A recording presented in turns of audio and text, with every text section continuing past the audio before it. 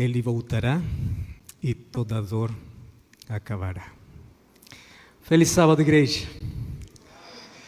Muito prazer estar aqui na casa de Deus, cumprimentar a igreja aqui que está de maneira presencial. Mas também eu quero agora saudar as pessoas que estão assistindo através do Facebook, ou, através do YouTube. Deus abençoe você. Só você e Deus sabe os motivos pela qual você hoje não está na igreja. Mas eu quero que você saiba que aqui tem um lugar onde você pode vir. Mas também sei de pessoas que estão por muitas circunstâncias difíceis. Muitas delas estão doentes, algumas estão passando por uma dor inexplicável. E hoje queremos fazer uma oração muito especial. Especial por você que está ali em casa, especial por todas as pessoas que estão aqui na igreja e pelas pessoas que estão no mundo sofrendo. E antes de abrir a palavra de Deus, vamos mais uma vez fechar nossos olhos para abrir o nosso coração. Oramos. Pai querido, hoje estamos prontos para ouvir a Tua voz, mas antes queremos colocar nossa dor, nossas tristezas, nossas lutas, nossos fardos em Tuas mãos. Só Tu conheces a dor que cada um de Teus filhos tem. Não somente aqui, daqueles que estão na igreja, daqueles que estão em casa, daqueles que estão sofrendo por alguma razão. Estamos vivendo momentos muito difíceis, mas hoje queremos receber o consolo, a força que precisamos e que a fé que temos em Ti possa nos sustentar nos momentos de maiores crise que virá sobre a humanidade. Abençoa mais uma vez a Teu povo e que a Tua palavra possa chegar para nosso coração e produzir frutos para a vida eterna. Em nome de Jesus. Amém. Muito bem. Vamos abrir a palavra. Hoje vamos falar sobre um assunto realmente essencial na vida de todo cristão. E mais tem que ver com nós, adventistas do sétimo dia. Nosso nome já nos lembra que vivemos esperando a volta de Jesus. Mas a volta de Jesus não é mais uma fantasia. A volta de Jesus não é um assunto que o mundo está esquecendo. Cada dia o mundo tem que ser lembrado que Jesus está voltando. E a volta de Jesus é a maior realidade. Não é simplesmente uma promessa. É a maior realidade. Jesus está voltando. Por isso, a noite está acabando. E hoje vamos abrir a Bíblia no livro de Romanos, capítulo 13. Eu gostaria que todos possam abrir a palavra. Eu gosto muito de ouvir as folhas da Bíblia, ali o som das folhas da Bíblia, a verdade é muito, muito maravilhoso, muito gostoso. Você sabe que esse é um dos sons que o diabo sempre treme, né? Então temos que abrir mais a palavra.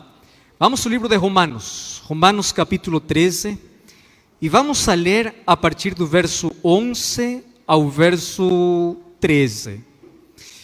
Eu primeiro vou ler aqui na minha versão, mas eu sei que tem alguma pequena diferença em algumas palavras. Vai depender da versão da Bíblia que você tem. Vou ler aqui e você vai me acompanhar no livro de Romanos, capítulo 13, verso 11 ao verso 13. Diz assim: E digo isto a vós outros que conheceis o tempo. Já é hora de vos despertardes do sono, porque a nossa salvação está agora mais perto do que quando no princípio cremos. Vai alta a noite, vem chegando o dia.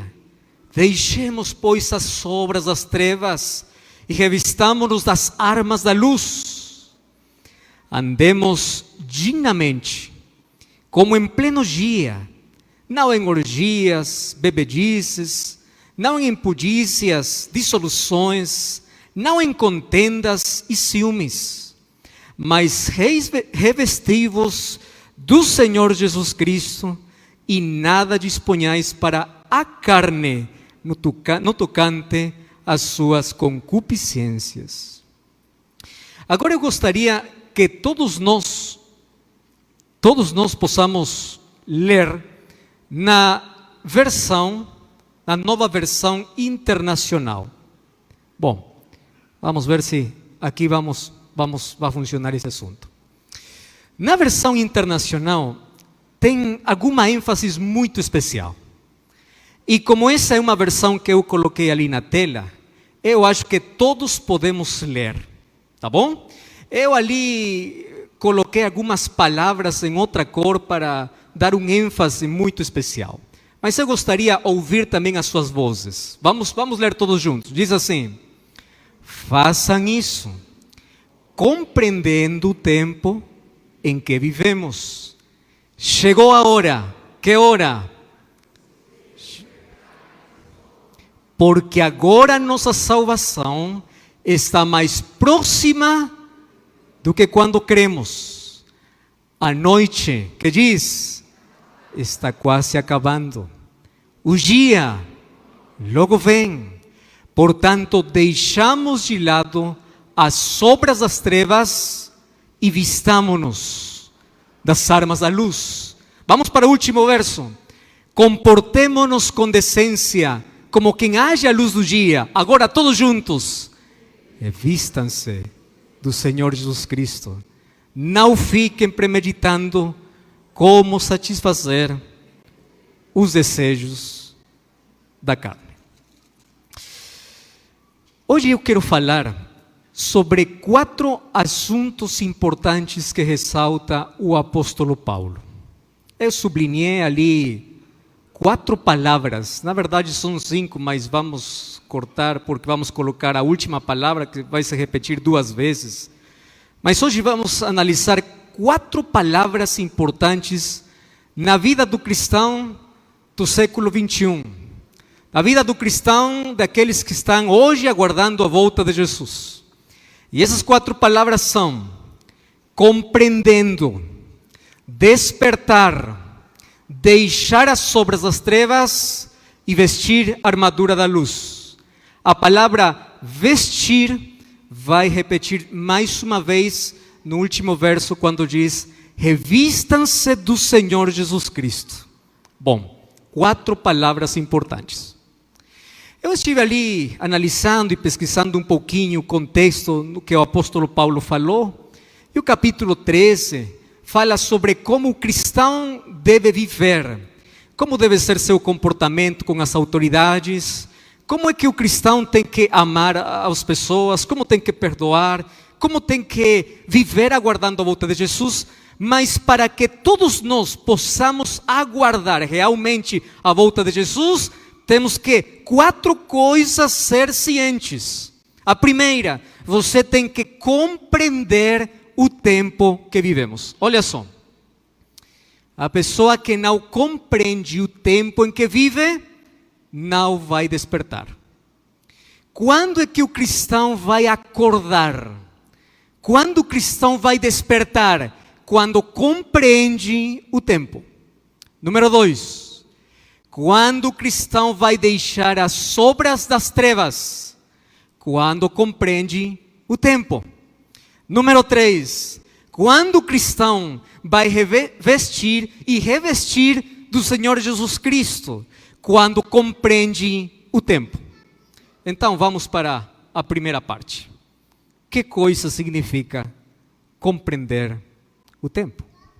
Bom, sabe que a única maneira de compreender o tempo é através da profecia. Não existe uma compreensão do futuro, a compreensão do passado ou a compreensão do presente, a menos que nós vayamos para a palavra de Deus. A profecia não simplesmente anuncia o futuro. A profecia anunciava as coisas que já aconteceram e as coisas que hoje estão acontecendo. Então, para compreender o tempo, você tem que gastar seu tempo mergulhando na Bíblia, mergulhando na palavra de Deus. Você tem que gastar tempo analisando a profecia. Mas por quê? Não porque a profecia quer que você fique assustado. E é a primeira coisa que nós vamos aprender aqui nesta manhã. Você não pode ficar assustado, você tem que estar preparado. É muito diferente. Então, resumindo aqui, aquele que olha a profecia, aquele que sabe em que tempo vive, não fica assustado, ele está preparado. Enquanto o mundo fica assustado pelas coisas que estão acontecendo, o povo de Deus se levanta para dizer: é hora de acordar, é hora de despertar, é hora porque nossa salvação cada vez está mais próxima. Agora, olha aquele que está ao teu lado e diga para ele: não fique assustado, esteja preparado. Diga agora mesmo, não fique assustado, esteja preparado. Porque é isso. Tem muitas pessoas que ficam apavoradas, assustadas pelas coisas que estão acontecendo, mas a profecia já indica que as coisas que hoje estão acontecendo teria que acontecer. Então, não esteja alarmado, não esteja preocupado. Mas por que Deus revelou o futuro? Por 3 coisas. Número 1, Deus revelou a profecia para que nossa fé possa crescer. Olha só, quando você olha a profecia e você olha os tempos, sua fé cresce, porque o que está na palavra de Deus está cumprindo. Número 2, a profecia traz para nosso coração esperança, porque cada dia é um dia menos para ver a Jesus. E número 3, a profecia traz para você coragem. Nos momentos difíceis, nos momentos quando você já não tem força para continuar, nos momentos que você quer desistir, olhe para a profecia. E quando você olha para a profecia, você diz assim: mais um pouco, porque falta pouco, mais um pouquinho, Jesus está voltando. E você tem novas forças e você continua. Aquele que sabe o tempo tem uma fé forte. Um dia, os discípulos de Jesus quiseram compreender o tempo. Jesus estava ali em Jerusalém e eles estavam passando próximo do templo. Esse era o templo construído já, ou reconstruído por Zorobabel, e já foi restaurado por Herodes. Porque na verdade o primeiro templo que tinham os judeus, o templo de Salomão, que era glorioso, que era o orgulho do povo judeu, foi destruído. Mas logo foi reconstruído por Zorobabel, logo foi reformado por Herodes, e ainda mantinha ali um pouco da glória, a majestuosidade do templo. Mas Jesus se aproxima, ver ali o edifício, ver ali a maneira como foi construída. Jesus fala para os discípulos e diz assim: eu vos asseguro que aqui não ficará pedra sobre pedra, tudo isso vai cair, tudo isso vai ser destruído. Eu imagino por um momento os discípulos ali ficando um pouco perplexos. Quando vai acontecer? Por quê? Nesse momento não falaram para Jesus, mas eles foram caminhando. Quando chegaram para o Monte das Oliveiras, quando já estavam no momento mais íntimo, ali perguntam para Jesus. E o livro de Mateus capítulo 24 diz assim: diga-nos quando vai acontecer. E isso eu acho a pergunta mais importante que todos nós temos que fazer agora. Porque agora quando vem a crise, não é porquê, nós já sabemos porquê. Quando vem a dor, quando vem a tragédia, quando vem o problema, não é quem e porquê. Para nós está claro, mas o problema é quando, ou até quando. Sabemos que Jesus vai voltar, mas até quando? Até quando mais vamos esperar? Quando vai acontecer essas coisas? E eu não vou ler para você aquilo que diz o livro de Mateus capítulo 24. Eu acho que você pode ler em casa ali direto, todo o capítulo. Mas Jesus, quando quando os discípulos pediram uma data, Jesus não falou uma data, Jesus falou dos sinais. Olha só, quando você pergunta para alguém, quando, que resposta você está guardando? Uma data, verdade?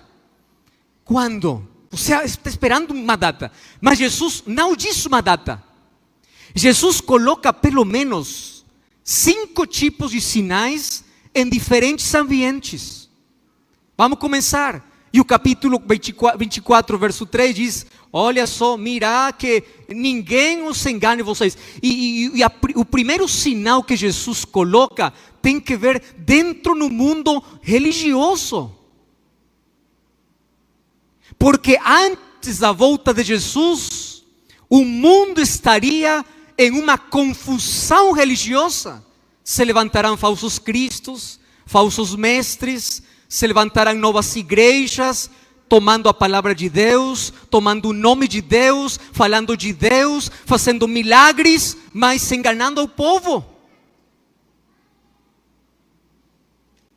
O primeiro sinal tem que ver dentro do mundo religioso. Um mundo cheio de confusão. Todo mundo dizendo assim: é por aqui a salvação, por aqui está melhor, por aqui mais fácil, por aqui mais difícil.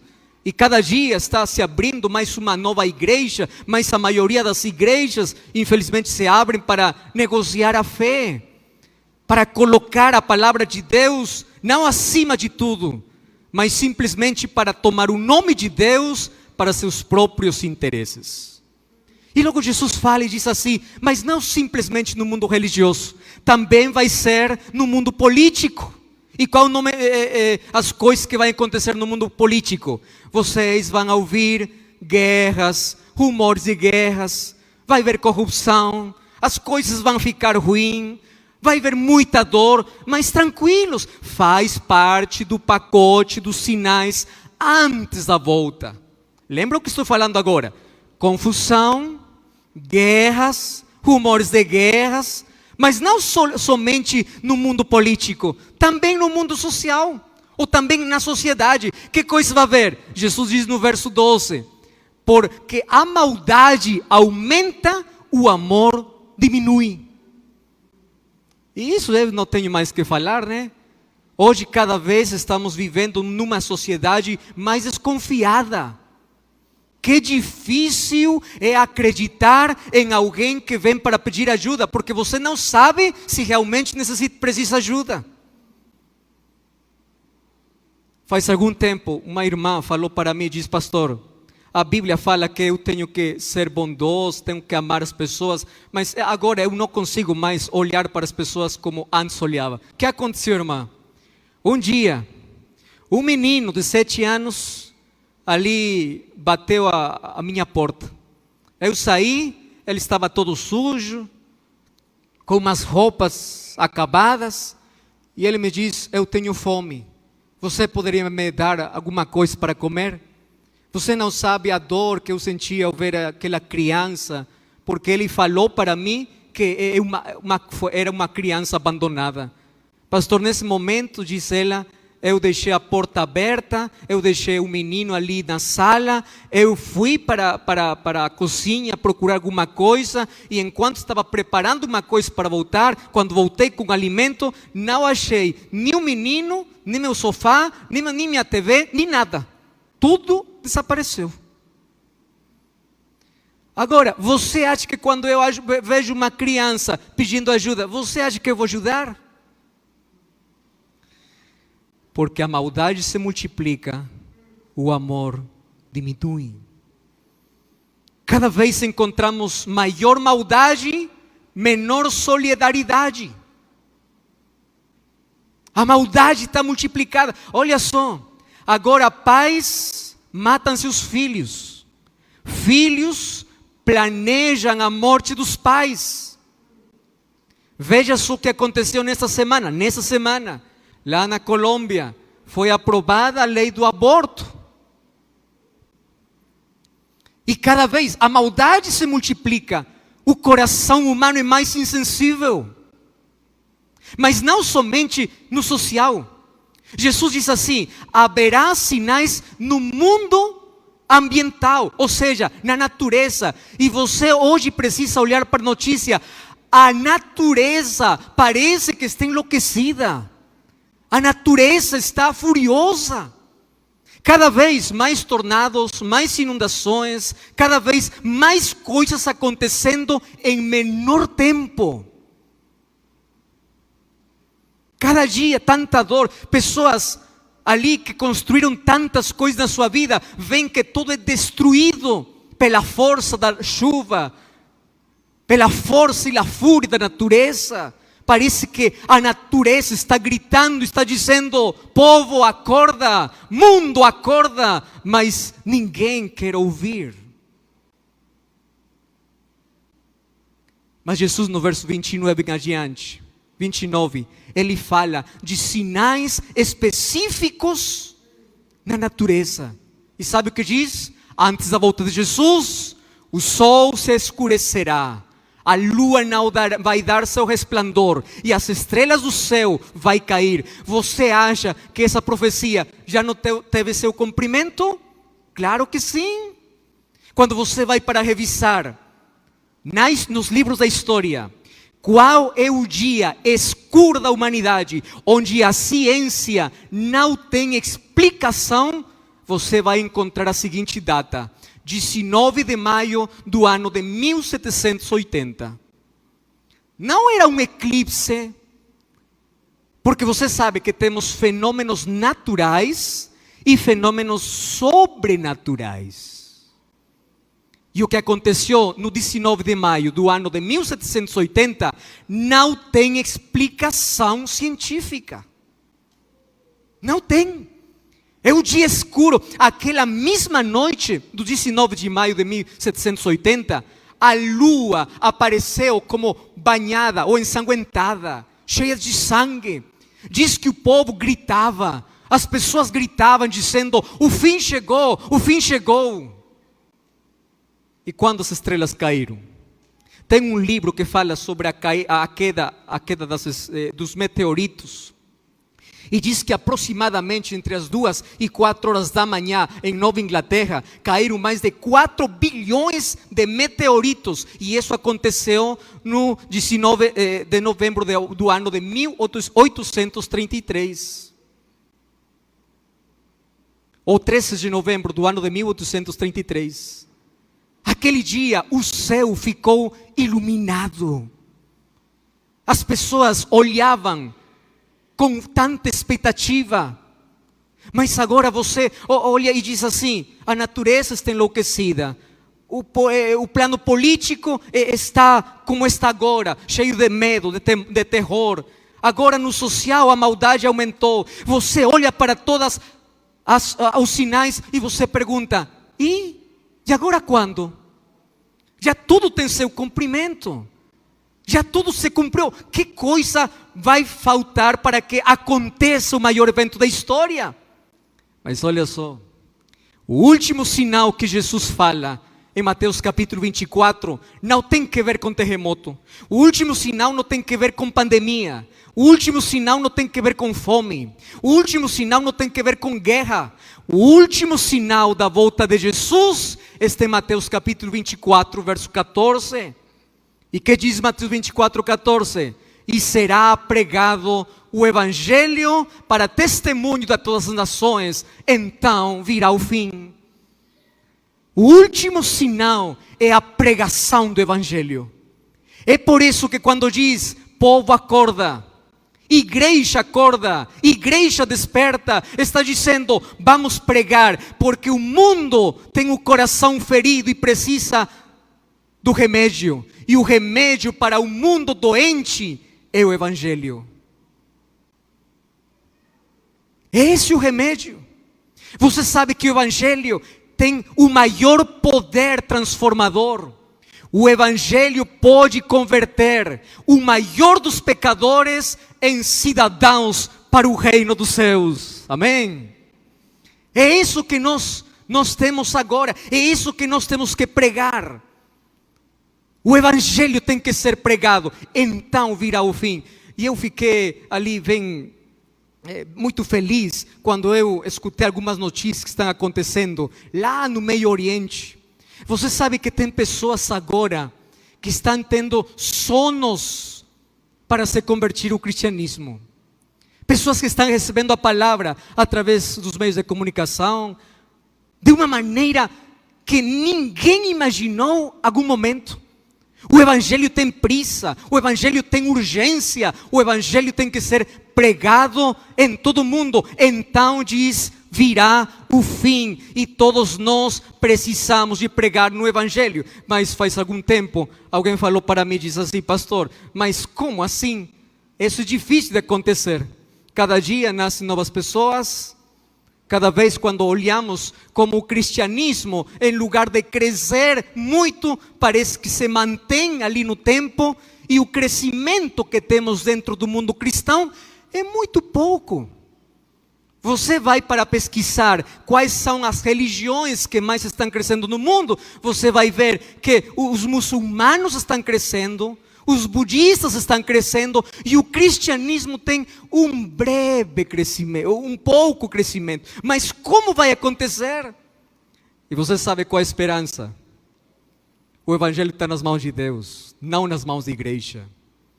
Deus vai terminar de pregar seu evangelho do seu jeito, não do nosso jeito. Mas todos nós temos que preparar, porque no momento determinado Deus enviará a chuva seródia. E a chuva seródia levantará homens e mulheres simples para pregar o evangelho com poder. Você já imaginou o sermão de Pedro? Um só sermão suficiente para que 3.000 pessoas aceitem o cristianismo. Você já imaginou quando caia a chuva seródia? Milhares de pessoas impactarão o mundo. É isso. E assim Jesus voltará. Então, nós precisamos compreender o tempo. E quando vamos para a compreensão do tempo, de todos os sinais que nós já vimos em Mateus 24, nós vemos que nesses últimos 2 anos, os sinais cada vez se intensificam. Uma pandemia paralisou, trouxe dor, doenças mentais, isolamento. O mundo diz que nunca mais ficará igual depois da pandemia Covid-19. E é verdade. Quando nós achamos que tudo isso já estamos saindo do problema, nos vemos agora guerras, sofrimento. Você acompanhou o que aconteceu nesta quinta-feira, enquanto todos nós estávamos dormindo, quando acordamos, todos os meios de comunicação falavam a invasão da Rússia à Ucrânia. Milhares de pessoas estão sofrendo, milhares de pessoas estão tentando abandonar sua cidade. O mundo está cheio de temor. Você já percebeu que ali nos meios de comunicação está todo mundo clamando por paz, enquanto eles estão procurando aliados, mas todo mundo está clamando por paz. Mas sabe qual a notícia ruim? Que as coisas não irão melhorar. As coisas irão piorar. Estados Unidos, tornados que nunca teve antes, agora está tendo. Aqui no Brasil, Petrópolis, todos nós acompanhamos as notícias. O que aconteceu faz alguns dias. Pessoas perdendo tudo. Você vai ver todo o pacote dos sinais agora em um só momento da história. Tudo. E ali vem a pergunta: até quando? Quando vai acabar tudo isso? Eu achei aqui 2 textos muito lindos que eu acho que vai encher nos coração de esperança. O primeiro texto está no livro Testemunhos Seletos, tomo 3, página 280, e diz assim: as calamidades em terra e mar, as condições sociais agitadas, rumores de guerra são portentosos, prenunciam a proximidade de acontecimentos da maior importância. As forças do mal, presta muita atenção no que está dizendo aqui, as forças do mal estão se arregimentando e consolidando-se. elas se estão robustecendo para a última crise. Podemos ler agora todos juntos o que diz a parte final do parágrafo? Vamos juntos, que coisa diz?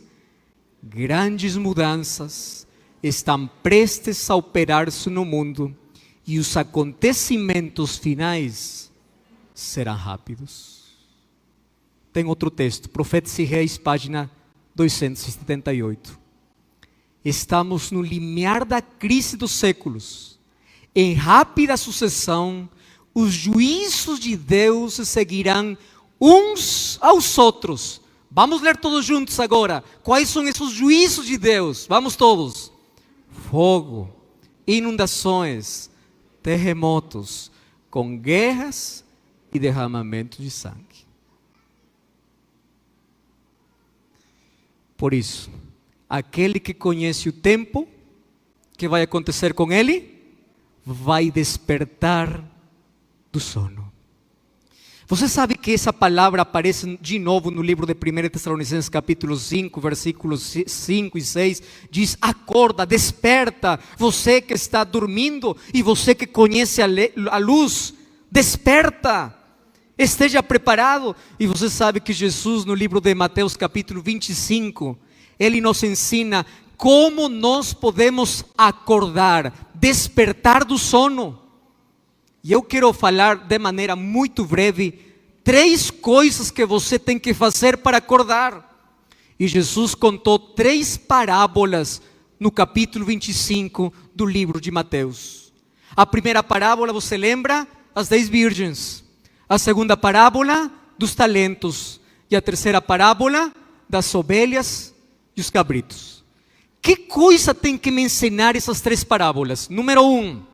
As 10 virgens me ensinam que ainda quando o esposo demore, eu não posso ficar dormindo. Eu preciso encher minha vida do poder do Espírito de Deus. E o Espírito de Deus vem quando você lê mais a Bíblia, quando você ora mais. Você tem que se preparar espiritualmente. É esse o primeiro ensino. Número 2, você não simplesmente se prepara, você tem que preparar aos outros. Por isso vem a parábola dos talentos. Deus entregou talentos a você para ajudar a outros a alcançar a salvação. E número 3, é uma vida de serviço, que as pessoas possam olhar a Jesus em você. Por isso Jesus diz: teve fome, você me deu de comer. Teve sede, você me deu de beber. Por quê? Porque as pessoas mostraram o amor de Jesus para os outros. Então, de que maneira o povo acorda? Número 1, enchendo sua lâmpada, enchendo sua vida do poder do Espírito. Número 2, trabalhando. Todos nós temos que estar envolvidos na missão. E número 3, servindo aos outros. É assim como acordamos do sono. E agora diz, você tem que deixar as trevas. Eu acho muito importante isso. Sabe por quê? Como é que eu posso deixar as trevas? Isso significa que eu posso deixar o pecado? Por isso eu gosto do texto quando o apóstolo Paulo diz: para deixar as trevas, você tem que aprender a vestir das armas da luz. E eu quero que você pense no seguinte, irmãos: vida cristã não é uma vida em um parque de diversões. Vida cristã é um conflito, é uma luta. Mas você tem que se vestir com a armadura da luz. E você sabe contra que tem que lutar? Para não soltar a mão de Deus. Você tem que lutar para segurar a mão de Deus até o fim. Você tem que lutar para afastar da sua vida as coisas que você afastam de Jesus. Essa é a maior luta. E aquele que compreendeu que vida cristã é uma luta, é aquele que abandona as trevas, ou seja, ele não segura a mão do pecado, ele solta o pecado. Todos nós somos pecadores. O problema é quando você não quer soltar o pecado. Você sabe que para Jesus o problema não é o pecado, porque o pecado tem solução. O problema é quando você rejeita o remédio. E o remédio é o poder de Deus. E finalmente, o último, você tem que revestir-se de Jesus. E agora eu quero falar de todo o coração para você. E agora eu quero que você preste muita atenção no que vou dizer. Sabe, irmão, vida cristã não determina quantos anos você está na igreja. Vida cristã é quanto tempo você passou com Deus. Você pode estar aqui 40 anos na igreja e haver passado apenas um dia com Deus. Cristianismo não é trabalhar simplesmente para Deus, é permitir que Deus trabalhe em mim. Você sabe que a maioria de nós trabalhamos para Deus. A pergunta é: você está permitindo que Deus trabalhe em você? Que coisa significa revestir-se de Cristo? Estar cheio de Jesus? Tem muitas pessoas na igreja que só conhecem doutrinas de Jesus, mas não conhecem de Jesus. As doutrinas você pode conhecer, mas o mais importante que as doutrinas é conhecer a Jesus. E sabe por quê? Porque a noite está acabando. Eu gosto muito da figura que o apóstolo Paulo colocou ali. Sabe por quê? Porque a noite para mim representa duas coisas. E eu quero que você isso guarde no seu coração. A noite, enquanto é mais escura, as estrelas mais brilham. Está de acordo comigo? Bom, enquanto a noite do pecado seja mais escuro, as promessas de Jesus vão brilhar melhor. Número 2, enquanto a noite seja mais escura, sabe o que acontece? O amanhecer está mais próximo. Por isso, o apóstolo diz: a noite está acabando. E ele apresenta uma mensagem urgente, porque ainda um pouquinho de tempo, e aquele que há de vir, virá, e não tardará, mas o justo, pela fé, viverá.